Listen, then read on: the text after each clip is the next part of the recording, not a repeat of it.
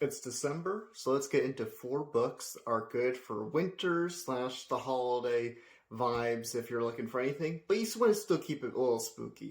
So first off, we have Let the Right One In by John Linquist. I hope I'm pronouncing his last name right. I'm not going to attempt the middle name, but anyways, you see it anyways.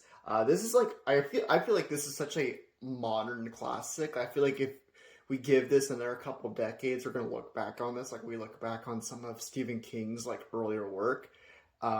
Follows a troubled 12-year-old boy named Oscar, and he's bullied. His home life isn't the best, and he meets this new neighbor who's a girl around his age. They become friends. Things are a little peculiar. She's a vampire. That's all. That's all you gotta know. And it just dives into this like developing relationship that they have and the life of Oscar. This is really fantastic. I never watched the Swedish film, but I love Let Me In, the Americanized version, which people always say is a remake. It's not a remake. They actually were just developing at the same time, and it came out a few years later. Film nerd shit, I know. But it's one from one of my favorite directors, Matt Reeves, and I highly recommend at least that version. I'm sure the Swedish version is also great, but this is fantastic. It's a little bit different from the films, or at least from the film I've seen, but really emotional, really great take on a human having a relationship with a vampire, which is done so many times.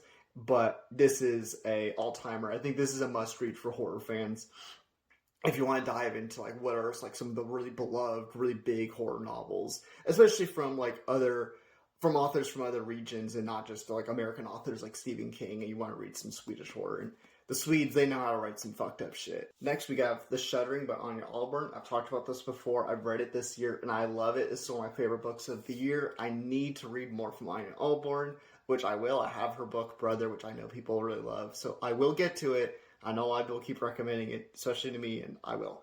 But this follows a group of friends in Colorado. Two of the people are a brother and a sister, and they go to their family cabin one last time before their dad sells it off.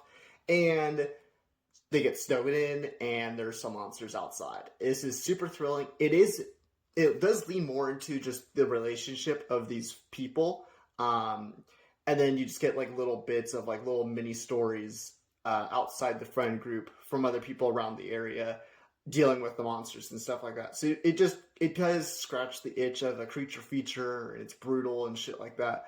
But the bulk of it is about these relationships. But I personally found it really fun diving into these dynamics of this little group, and when they get snowed in and how that rises some tension, and it's really entertaining.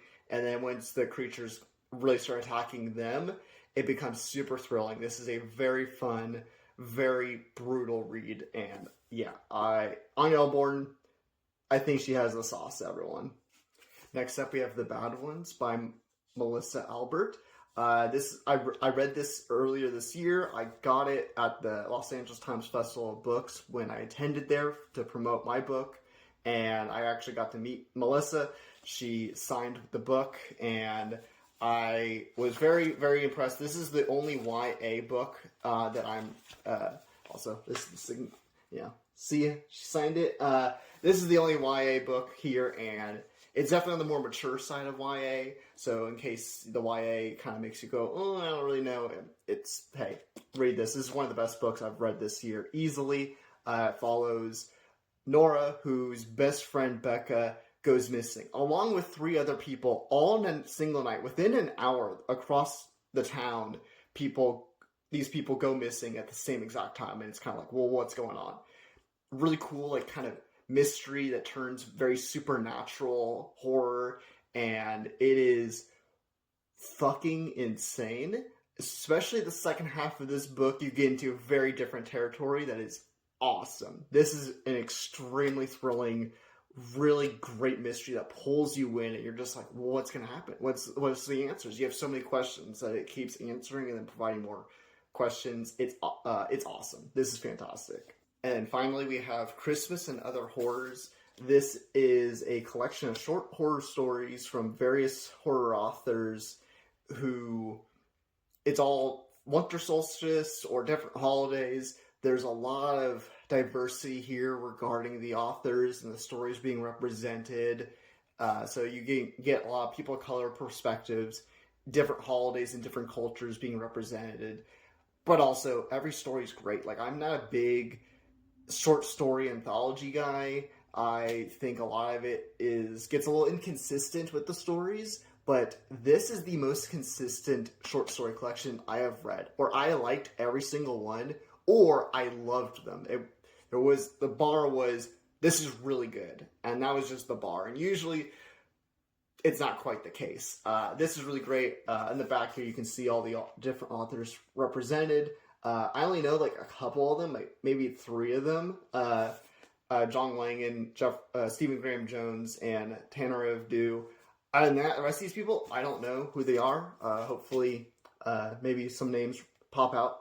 But this is really great. All kinds of different stories here. And if you're going to read something during December, needs to be a priority. You need to read this during December. It is just fantastic. I highly recommend it. And if you want to support me, follow, like, comment, favorite, all that jazz. And you can check out my book, The Huntress and the Trickster. It's an urban fantasy novel. Does not fit the vibes for December and the holidays. But hey, if you want some gore and you want some cool action, there you go.